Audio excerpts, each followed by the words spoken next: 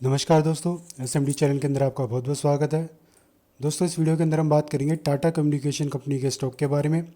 जैसा कि आप देख पा रहे हैं दोस्तों, आज का डेटा ये 30 अक्टूबर का। आज की हमें क्लोजिंग 1913 पर देखने को मिली है। एक पॉजिटिव ट्रेंड ही इसके अंदर हमें देखने को मिला आज के दिन। प्लस एक बहुत ही अच्छी और इंटरेस्टिंग न्यूज़ भी दोस्तों इस स्टॉक में आज के दिन हमें निकलती हुई आते देखने को मिल रही है। पहले हम शुरुआत दोस्तों उस न्यूज़ से ही कर लेते हैं, उसके बाद फिर अपने डे चार्ट पर चलकर अपने सपोर्ट, रेजिस्टेंस और टारगेट्स के बारे में बात करेंगे। तो दोस्तों, टाटा कम्युनिकेशन ने जो है एक ऐसी बड़ी डील की है जो इंडिया की टेक सेंटर और कॉल सेंटर इंडस्ट्री को पूरी तरह से बदल सकती है। अब जो है एआई से चलेगा कस्टमर सपोर्ट और हर ग्राहक को मिलेगा पर्सनल टच वाला एक्सपीरियंस।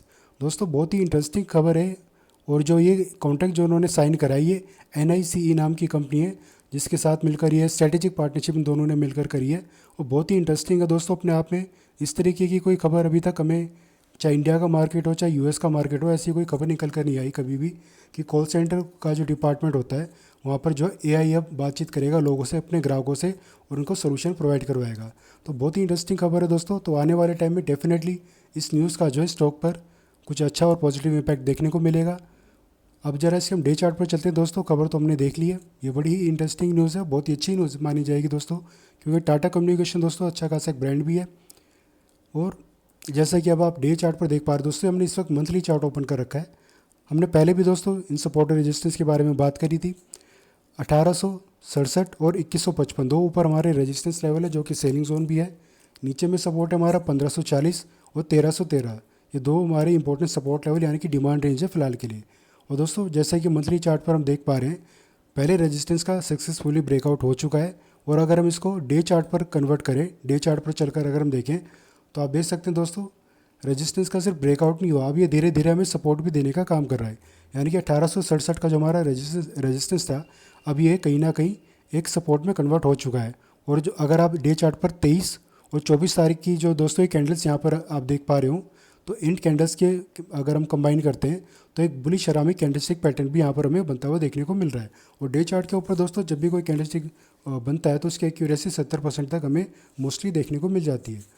तो करंट लेवल या फिर निचले लेवल पर अगर आपने खरीदारी कर रखी है, स्पेशली हमारे जो पहले सपोर्ट है 1540, इस रेंज के आसपास अगर आपने खरीदारी कर रखी है और आपको शॉर्ट टर्म का व्यू है दोस्तों, तो अभी भी आप चाहे तो प्रॉफिट बुकिंग करके चल सकते हैं। क्योंकि पहले सपोर्ट से लेकर अब तक अगर हम देखें तो 23% का प्रॉफिट यहाँ पर हमें आता हुआ देखने को मिल चुका है। और जिस तरीके की खबर निकल कर आ रही हो, ट्रेंड हमें जो देखने को मिल रहा है स्टॉक के अंदर, पूरे चांसेस हैं दोस्तों 2155 का जो हमारा सेकंड रेजिस्टेंस है, यहाँ तक भी स्टॉक जाता हुआ हमें देखने को मिल सकता है। और 2175 का दोस्तों इसका लाइफ हाई भी अभी तक हमें देखने को मिला है। तो आप चाहे तो दोस्तों इसको लॉन्ग टर्म के लिए भी रख सकते हैं। और आप प्रॉफिट बुकिंग करना चाहते हैं तो 2155 के रेजिस्टेंस के पास जाने पर आप चाहे तो प्रॉफिट बुकिंग करके एग्जिट भी कर सकते हैं। और अगर स्टॉक में दोस्तों मान लीजिए किसी वजह से गिरावट आती है, तो जो हमारे सपोर्ट लेवल है नीचे में दोस्तों 1540, 1313, इन सपोर्ट लेवल पर आप चाहे तो स्टॉक में खरीदारी भी कर सकते हैं अगर आपने अभी तक खरीदारी नहीं करी है। या फिर आप चाहे तो दोस्तों थोड़ी बहुत गिरावट आती है तो भी आप हल्की फुल्की इसमें बाइक साइड में पोजीशन बनाकर चल सकते हैं अगर आपका नज़रिया लॉन्ग टर्म का है तो। क्योंकि दोस्तों जो खबर निकल कर आ रही है, इसके चलते डेफिनेटली आने वाले टाइम में कंपनी का जो प्रॉफिट भी हमें बढ़ता हुआ देखने को मिलेगा। और प्रॉफिट बढ़ेगा अगर इस कंपनी का, तो डेफिनेटली शेयर का भाव भी आने वाले टाइम में हमें इंक्रीज़ होता हुआ देखने को मिलेगा ही मिलेगा। तो लॉन्ग टर्म के लिए दोस्तों आप कम से कम चाहें तो 3000 तक के टारगेट के लिए भी यहाँ पर रुक सकते हैं। या फिर आपका नज़रिया और भी वेरी लॉन्ग टर्म का है तो देखते हैं दोस्तों क्या टारगेट हमें निकाल कर देगा। लेकिन ओवरऑल सिनेरियो उसमें हमें पॉजिटिव देखने को मिल रहा है। आप डेफिनेटली चाहे तो लॉन्ग टर्म के हिसाब से भी अपनी पोजीशन को होल्ड करके चल सकते हैं। और जो करंट लेवल अगर आप यहाँ पर बाइंग करने के बारे में सोच रहे हैं तो कोशिश करिए कि एकदम से आप यहाँ पर बाइंग ना करें। आप अपने आधे से भी कम, यानी कि मान लीजिए आपको इस यहाँ पर 100 शेयर खरीदने का अगर आपका मन है तो आप 25 ही खरीदिए। थोड़ी बहुत अगर ऊपर से प्रॉफिट बुकिंग आती है, गिरावट आती है, तो हर गिरावट में आप थोड़े थोड़े स्टॉक यहाँ पर परचेस करके चल सकते हैं अगर आपका नज़रिया लॉन्ग टर्म का है तो। या फिर आप चाहे तो दोस्तों जो हमारी RSI स्ट्रेटेजी रहती है इसको भी आप फॉलो करके चल सकते हैं। जब भी RSI हमारा 25 और 30 के पास हमें देखने को मिल जाए और शेयर का प्राइस अपने सपोर्ट के पास हो, या फिर 200 दिन का जो मूवी एवरेज है ये भी हमें सपोर्ट देने का काम करता है। और ऊपर से जो हमारा पहला रेजिस्टेंस है ये भी कहीं ना कहीं सपोर्ट में कन्वर्ट होता हुआ हमें देखने को मिल रहा है। तो जब भी अपने सपोर्ट के पास हो और RSI हमारा 25 से लेकर 35 के बीच में हो और कोई बुलिश कैंडलस्टिक पैटर्न हमें देखने को मिल जाए, जैसे जो ये रेजिस्टेंस यहाँ पर आप देख रहे हैं, ये जो दो कैंडल मिलकर बुलिश हरामी कैंडलस्टिक पैटर्न बना रही है, इस तरीके का कैंडलस्टिक पैटर्न भी परफॉर्म हो जाए तो इस कैंडलस्टिक पैटर्न के लो पर आप अपना SL लेकर या फिर इससे कुछ पॉइंट नीचे तक ऐसा लेकर शॉर्ट टर्म वाले भी, लॉन्ग टर्म वाले भी अपनी बाइंग साइड में एंट्री करके चल सकते हैं।